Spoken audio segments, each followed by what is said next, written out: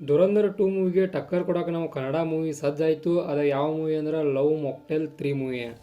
ಯಾವ ಮೂವಿನೂ ಕೂಡ ಒಂದು ಧುರಂಧರ್ಗೆ ಹೆದರಿಕಾದ ತಮ್ಮ ಮೂವಿ ಒಂದು ರಿಲೀಸಿಂಗ್ ಡೇಟನ್ನು ಪೋಸ್ಟ್ಪೋನ್ ಮಾಡ್ತಿರುವಾಗ ನಮ್ಮ ಕನ್ನಡ ಮೂವಿ ಅಂದ್ರೆ ಲವ್ ಮೊಕ್ಟೇಲ್ 3 ಏನಿಲ್ಲ ಡಾರ್ಲಿಂಗ್ ಕೃಷ್ಣ ಅವರ ಮೂವಿ ಐತಲ್ಲ, ಈ ಮೂವಿ ನಾವು ಯಾರ ಬರಲಿ ಯಾರ ಇರಲಿ ಆದರೂ ಕೂಡ ನಾವು ರಿಲೀಸ್ ಮಾಡೋದು ಯಾವಾಗ 19/3/2026. ಇದರ ಅರ್ಥ ಇಷ್ಟ, ಧುರಂಧರ್ ಬರಲಿ ಯಾರ ಬರಲಿ ನಾವು ಮಾತ್ರ ಅವತ್ತು ರಿಲೀಸ್ ಮಾಡ್ದವು ಅಂತೇಳಿ ಡೇಟನ್ನು ಕನ್ಫರ್ಮ್ ಮಾಡಿದರು. ಅಂದ್ರೆ ಟ್ರೈಲರ್ ಒಳಗೆ ತಮ್ಮ ಮೂವಿ ರಿಲೀಸಿಂಗ್ ಡೇಟನ್ನು ಕೂಡ ಬಿಟ್ಟರು. ಇದರ ಅರ್ಥ ಇಷ್ಟ, ಧುರಂಧರ್ಗೆ ಹೆದರಿ ಟಾಕ್ಸಿಕ್ ಹೋಗ್ಬೋದು, ನಾವಲ್ಲ ಅಂತೇಳಿ ಡೈರೆಕ್ಟ್ ಸಿಗ್ನಲನ್ನು ಕೊಟ್ಟರು. ಆಲ್ರೆಡಿ ನಾನು ಹೇಳಿದಂಗೆ ಈಗ ಎಕ್ಸ್ಪ್ಲೇನ್ ಮಾಡಿದ ಟ್ರೈಲರ್ ಕೂಡ ರಿಲೀಸ್ ಆಗಿತ್ತು.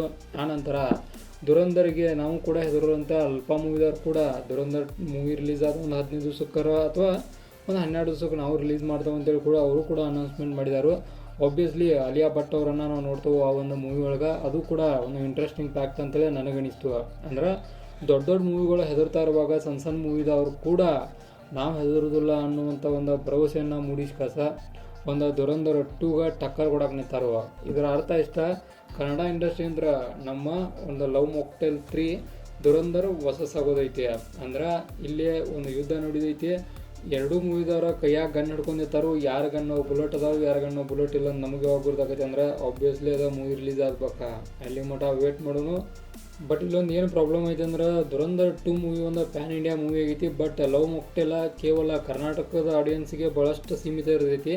ಅಂದ್ರೆ ಇಲ್ಲಿ ಒಂದು ಪ್ಲಸ್ ಪಾಯಿಂಟ್ ಯಾವುದಕ್ಕೈತೆ ಅಂದ್ರೆ ಧುರಂಧರ್ 2ಗೆ ಯಾವ ಕಾರಣಕ್ಕಂದ್ರೆ ಈಗ ಧುರಂಧರ್ 1 ಒಂದು ಭಾಳಷ್ಟು ಸಕ್ಸಸ್ಸನ್ನು ಪಡ್ಕೊಳ್ಳುವ ಮೂಲಕ ಒಂದು ಮ್ಯಾಸಿವ್ ಸಕ್ಸಸ್ಸನ್ನು ಹೊಂದೈತಿ. ಇದೇ ಕಾರಣಕ್ಕೆ ಒಂಥರ ಒಂದು ಹೆಜ್ಜೆ ಅವ್ರಿಗೆ ಮೇಲುಗೈ ಐತಿ.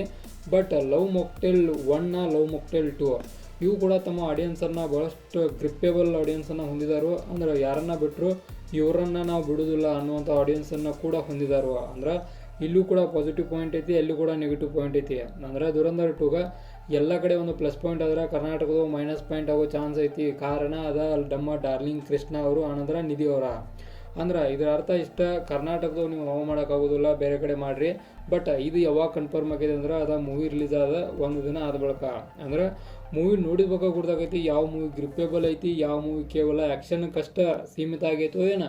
ಆ ಮೂವಿ ಒಳಗೆ ಒಂದು ಥ್ರಿಲ್ಲಿಂಗ್ ಫ್ಯಾಕ್ಟ್ ಕೂಡ ಅದಾವ ಅಂತೇಳಿ ನಮಗೆ ಗುರ್ತಾಗಬೇಕಂದ್ರೆ 19ನೇ ತಾರೀಕು ಮಟ್ಟ ವೇಟ್ ಮಾಡಬೇಕು. ನೋಡೋನು ಕಾಯೋನು, ಅವಾಗ ಗುರ್ತಾಗೈತಿ ನಮಗೆ ಯಾವ ಮೂವಿ ಬೆಸ್ಟ್, ಯಾವ ಮೂವಿ ಲಿಸ್ಟ್ ಅಂತೇಳಿ. ಇದಾಗಿತ್ತು ಒಂದು ಸಣ್ಣ ಮಟ್ಟಿಗೆ ಮಾಹಿತಿ. ಅದೇ ಥರ ನಿಮ್ಗೆ ಇನ್ಫಾರ್ಮೇಟಿವ್ ವಿಡಿಯೋಗಳು ಬೇಕಾದ್ರೆ ಚಾನಲ್ ಸಬ್ಸ್ಕ್ರೈಬ್ ಮಾಡ್ಕೊರಿ. ವಿಡಿಯೋ ಇನ್ಫಾರ್ಮೇಟಿವ್ ಲೈಕ್ ಕೊಟ್ಟು ಹೋಗ್ರಿ.